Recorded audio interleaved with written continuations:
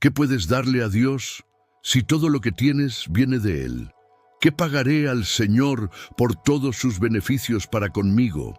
Tomaré la copa de la salvación e invocaré el nombre del Señor. Salmo 116, 12, 13. Al considerar la misericordia y la gracia de Dios en su vida, el salmista se pregunta a sí mismo, ¿qué puedo dar por todo lo que he recibido de Dios? ¿Qué retribución dar por sus bendiciones? ¿Qué puedo devolver a Dios por todo lo que me ha hecho?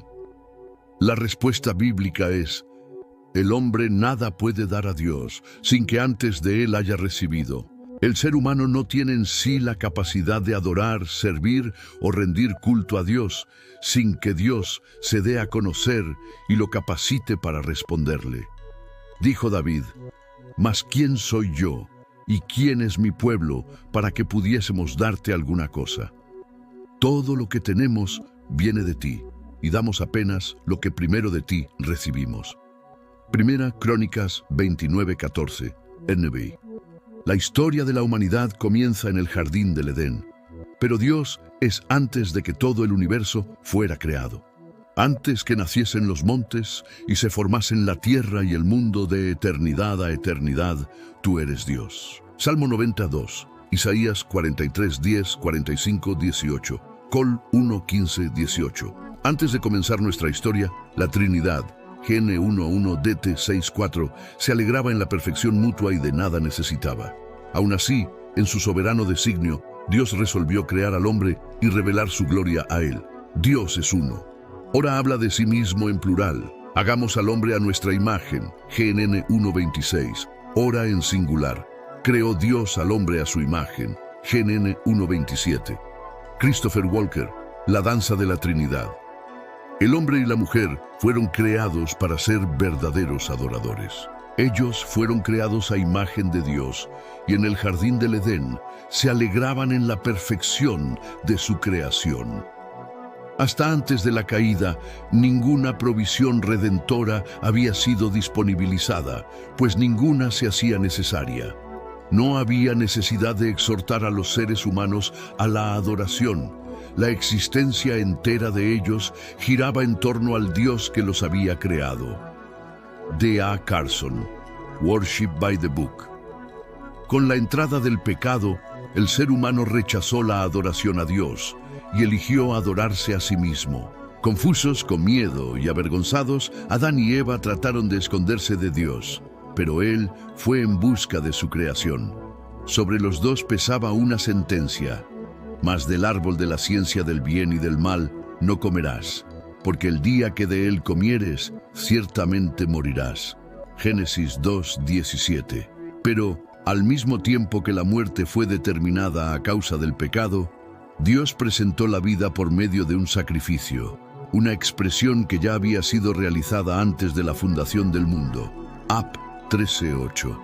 La sangre fue derramada para cubrir la vergüenza, señalando la salvación. GN 3:15 y 21. No mucho después de que Adán y Eva fueran expulsados del jardín del Edén, vemos a sus hijos en un contexto de adoración, en el cual Caín y Abel hacen sus ofrendas a Dios. Sin embargo, solamente uno y su ofrenda fueron aceptados. Abel confió en Dios, ofreciendo el sacrificio de un animal con su sangre derramada, GN 4:4.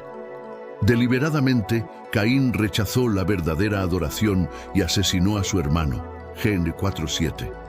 La ofrenda de Abel apunta a Cristo y su gracia. La ofrenda de Caín apunta a la capacidad del hombre y sus obras. La historia sigue y llegamos a Abraham y su hijo Isaac en otro contexto de adoración. Dios había pedido que Abraham sacrificara a su propio hijo. Cuando Isaac interrogó a su padre acerca de la ofrenda para Dios, respondió Abraham: «Dios se proveerá de cordero para el holocausto, hijo mío». Y fueron ambos juntos. Génesis 22:8. Holocausto significa ofrenda. Dios formó para sí un pueblo, GN 12:1, y lo hizo crecer y multiplicar en Egipto, Ex 1:9. De donde después de 400 años de esclavitud, lo libertó. En el monte Sinaí instituyó las leyes y sacrificios a ser ofrecidos, estableciendo el modo correcto de cómo el pueblo debería acercarse a él y adorarle. Sin embargo, a lo largo de la historia, vemos al ser humano rechazando a Dios y a su palabra, postrándose y confiando en ídolos. El último libro del Antiguo Testamento termina con un doloroso reconocimiento de que todos nuestros esfuerzos en glorificar a Dios son un fracaso en sí mismos. Mal 1:1. ¿Cómo acercarme al Dios Santo siendo yo un pecador, no conociéndolo y sin saber cómo, ni teniendo en mí mismo la condición de ser aceptado por Él? La Biblia afirma que Jehová miró desde los cielos sobre los hijos de los hombres para ver si había algún entendido que buscara a Dios. Todos se desviaron, a una se han corrompido. No hay quien haga lo bueno, no hay ni siquiera uno. Salmo 14:2-3. Es inútil todo esfuerzo del hombre para alcanzar el favor de Dios, así como para adorarle del modo propio. Pasados 400 años desde la última declaración de Dios a su pueblo, Mal 4:5, el Padre cumple su promesa y envía a su Hijo Jesucristo, el Cordero de Dios, Gal 4:4-5. Jesucristo fue hecho la propiciación por nuestros pecados, haciéndonos agradables a Dios, cuando derramó su sangre en la cruz, 1 JN 4:10. Vea el texto de 1 Pedro 1:18-21. Sabiendo que fuisteis rescatados de vuestra vana manera de vivir, la cual recibisteis de vuestros padres, no con cosas corruptibles, como oro o plata, sino con la sangre preciosa de Cristo, como de un cordero sin mancha y sin contaminación, ya destinado desde antes de la fundación del mundo, pero manifestado en los postreros tiempos por amor de vosotros. 1 Pedro 1:18-20. El apóstol Pablo en Romanos 3:23 dice: por cuanto todos pecaron y están destituidos de la gloria de Dios. Romanos 3:23 NBI. Estar destituido de la gloria de Dios es la condición de total separación de Él. La paga del pecado es muerte, RM 6:23, y no hay alternativa para resolver el problema de nuestra separación de Dios, sino por la muerte de aquello que nos separa de Él, nuestra naturaleza de pecado. Jesucristo es la propia ofrenda de adoración que restaura la comunión con el Padre. Dios cumplió su propia exigencia, dándonos la confianza de acercarnos a Él, cuando Jesucristo derramó su sangre en la cruz. Heb 10:19-22. Al ser identificados con Cristo en su muerte y resurrección, no solamente nuestros pecados fueron perdonados por la ofrenda de sí mismo, Gal 1:4-5, sino que también cambió nuestro estatus de muertos a vivificados en Él, haciéndonos verdaderos adoradores. El primer punto importante es este: el Cordero de Dios fue inmolado y su sangre derramada como ofrenda de adoración a Dios antes de la fundación del mundo y haciéndonos aceptables a Él. Fue el propio Dios quien hizo la provisión del acceso a su presencia y convirtió en verdaderos adoradores a todos cuantos creen en su nombre. La iniciativa siempre fue de Él. El segundo punto a considerar es que Dios Padre nos hizo propicios a Él por medio del sacrificio de su Hijo, y ahora el Hijo es quien revela al Padre. No hay posibilidad de conocer a Dios sin que el propio Hijo lo haga por medio del Espíritu Santo. RM 5:5, 1 TGS 1:5. Todas las cosas me fueron entregadas por mi Padre, y nadie conoce al Hijo, sino el Padre, ni al Padre conoce alguno, sino el Hijo, y aquel a quien el Hijo lo quiera revelar. Mateo 11:27. No es posible adorar a Dios aparte de Jesucristo, pues sin Él no tenemos nada. Vea también Gálatas 1:15-16. Cualquier expresión de adoración que no esté fundamentada en el Evangelio de nuestro Señor Jesucristo no es verdadera y no pasa de ser un intento de simular algo espiritual, además de pretender agradar a aquellos que participan. Sin la centralidad y suficiencia del sacrificio de Jesucristo en la vida del adorador, Este no está adorando al Dios verdadero, sino a demonios. Antes digo que lo que los gentiles sacrifican, a los demonios lo sacrifican, y no a Dios.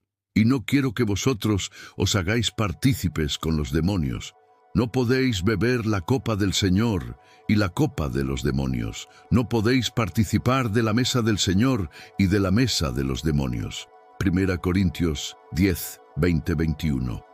La cena del Señor es una fiesta en una mesa, no un sacrificio en un altar. Nuestro único altar es la cruz. Nuestro único sacrificio es el de Cristo una vez para siempre.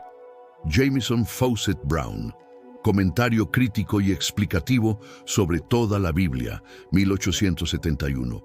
Aquel que participa de la comunión en la cena del Señor tiene en él la verdadera comunión en el cuerpo de Cristo, que fue sacrificado y ahora está exaltado como la cabeza de un pueblo redimido.